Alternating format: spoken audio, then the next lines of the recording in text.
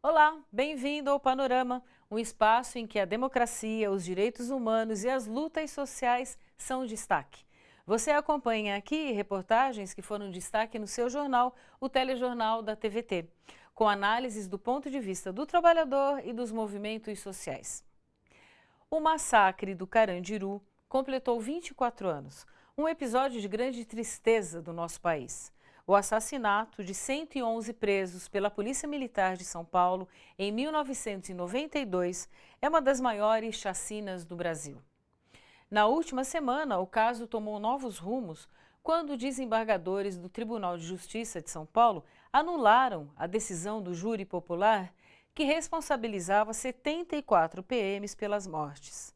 Além disso, o desembargador Ivan Sartori entrou com um pedido de absolvição dos policiais. A reportagem é de Jô Miyagi. Faz 24 anos que aconteceu o massacre do Carandiru, onde 111 presos na casa de detenção de São Paulo foram mortos por 74 PMs que invadiram o presídio para conter uma rebelião. Só 2 décadas depois, entre 2013 e 2014, os policiais foram condenados por júri popular, a penas que variam de 48 a 624 anos de prisão. O Tribunal de Justiça de São Paulo anulou os julgamentos. O relator do processo, o desembargador Ivan Sartori, alegou que não houve massacre, mas legítima defesa. A questão da segurança é um direito humano extensível para todos. E a polícia tem uma função muito importante, que é garantir esse direito humano à segurança. Então, o policial não pode ser confundido com um soldado que vai na guerra. O soldado que vai na guerra, ele vai lá para morrer e matar. A decisão do Tribunal de Justiça recebeu críticas de todos os lados. Se transitar em julgado essa decisão, se o recurso do Ministério Público não prosperar, ficará consolidado que bandido bom é bandido morto. Isso é uma tristeza para a sociedade civil. Foram recomendados a entrada deles na casa de detenção do Carandiru, mas isso não significa entrar tirando. Apesar das condenações, nenhum dos policiais foi preso até agora. Além da anulação do julgamento, o desembargador Ivan Sartori também pediu a absolvição dos policiais, o que foi negado. Os advogados estranharam o pedido de absolvição porque a decisão do júri popular é autônoma e incontestável. Você desconsiderou uma decisão do tribunal de júri, você atropelou essa decisão e o relator decide pela absolvição ou pela anulação do processo. Para anular as penas, os desembargadores também disseram que não existem provas da conduta de cada um dos policiais, argumento que é contestado pelas entidades de direitos humanos. Não me parece correto você pedir absolvição 24 anos depois. Então esse é um processo que nasceu errado, onde você não teve perícia, onde você não teve exame residográfico, onde você não teve um ML atuante, você não sabe quantos policiais efetivamente dispararam. O que você sabe é que esse processo foi sendo enrolado, esse processo passou por artimanhas processuais e chegou nessa decisão final. Uma nova sessão do Tribunal de Justiça, ainda sem data marcada, será realizada com mais 2 desembargadores. Eles podem decidir pela absolvição dos PMs ou pela realização de um novo julgamento. Ao mesmo tempo, o Ministério Público vai entrar com recurso no Superior Tribunal de Justiça para que as condenações sejam mantidas. E um fato curioso: Ivan Sartori, o desembargador citado na reportagem que acabamos de exibir, responsável pela anulação do júri e autor do pedido da absolvição dos policiais militares envolvidos na morte dos 111 presos no Carandiru, também mandou prender um homem que roubou salames. Isso mesmo. Em 2013, Edson Castanhal Afonso foi preso por furtar salames de um supermercado. Ele alegou que estava com fome, mas Ivan Sartori recusou o argumento e reforçou que deixar o acusado solto colocaria em risco a incolumidade pública. O mais intrigante dessa história é que, ao anular os 5 júris que condenaram 74 policiais militares acusados de assassinar 111 presos no Carandiru, o desembargador não cogitou o que isso poderia significar para a segurança da população. Dos mortos do Carandiru, 89 ainda não haviam sido julgados e mais de 90% morreram com tiros na cabeça. Ainda sobre violência policial, o Ministério Público do Estado de São Paulo realizou uma audiência pública para colher depoimentos de jornalistas que foram agredidos pela polícia nos últimos 5 anos. As denúncias vão reforçar o inquérito civil que já foi instaurado. O Sindicato dos Jornalistas de São Paulo considera que as agressões atingem a liberdade de imprensa e o direito à informação. O nosso colega, repórter Jô Miyagi, foi um dos que prestaram depoimento. No Brasil, desde 2013, pelo menos 300 profissionais da imprensa foram vítimas da violência, principalmente a policial. 150 só no estado de São Paulo.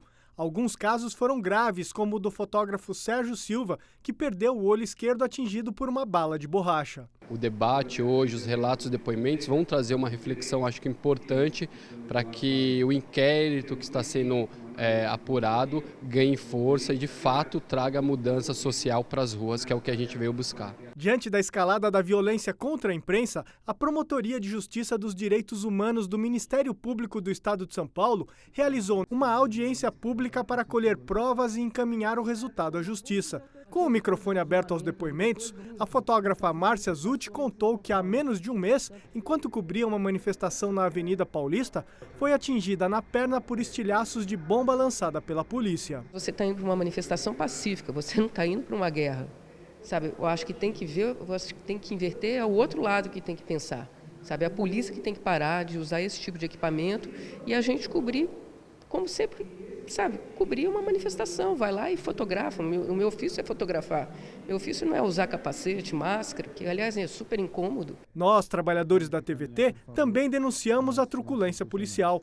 Na audiência, eu contei que em janeiro deste ano, quando estava gravando na esquina da Paulista com a Consolação, sem qualquer motivo, um policial lançou bomba em direção à equipe. Os depoimentos darão base a um inquérito civil que tem como objetivo proteger a liberdade de imprensa. A nossa intenção é de tentar buscar, junto ao governo do Estado, junto à Polícia Militar, mudanças estruturais para garantir o exercício da profissão pelos profissionais da imprensa, para que eles possam dizer às pessoas, à população, o que está acontecendo numa manifestação, como ela está se desdobrando, qual é a reivindicação que está sendo feita, eventualmente, se houver repressão, como que essa repressão está se dando e por que ela está se dando, enfim, que nós tenhamos um acesso ao direito da informação pleno num momento importante desse da construção da democracia no Brasil. O presidente do Sindicato dos Jornalistas de São Paulo, Paulo Zocchi, acredita que essa violência seletiva à mídia tem um objetivo claro: intimidar e impedir o trabalho da imprensa. Nós achamos a polícia militarizada, uma instituição incompatível com a democracia.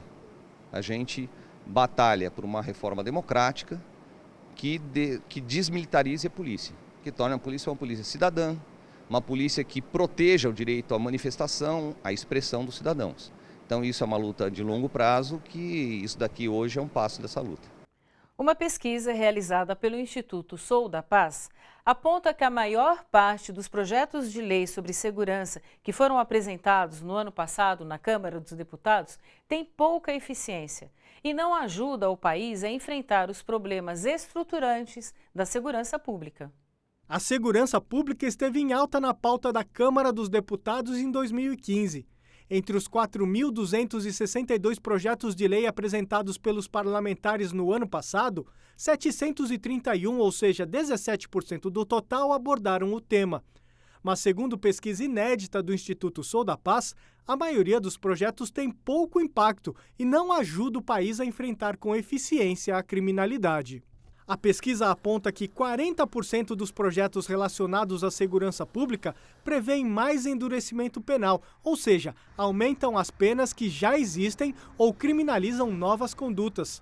Para os especialistas, esse tipo de proposta não ajuda, porque o país já prende muita gente, mas não consegue avançar para corrigir problemas estruturantes.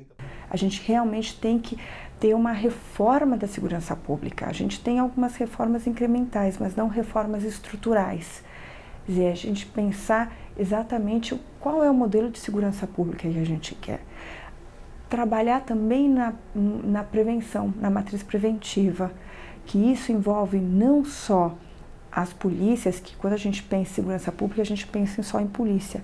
E segurança pública não é só polícia, ela deveria envolver vários outros segmentos do poder público e ser pensado de maneira conjunta com a sociedade.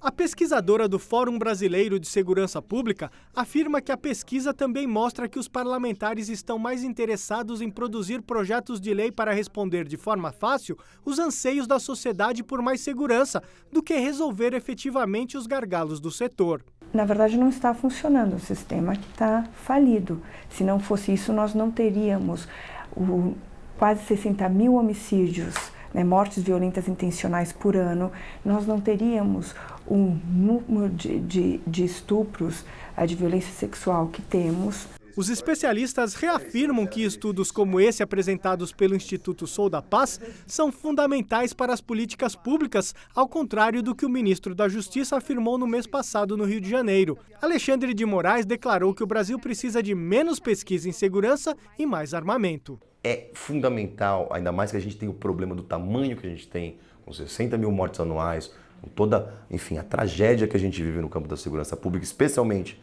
junto ao bem mais valioso, que é a vida, né? Seguir, de fato, aquilo que a ciência já indica como mais eficiente. Sem pensar de uma maneira realmente eficiente, eficaz de lidar com essas questões, a gente só aumenta a violência de maneira geral. Quer dizer, somos todos prejudicados. No próximo bloco, o nosso assunto são as mulheres. Você acompanha reportagens sobre a situação da mulher negra no Brasil, os diferentes tipos de violência doméstica sofrido por mulheres e a luta contra a cultura do estupro. É daqui a pouco, o Panorama volta já.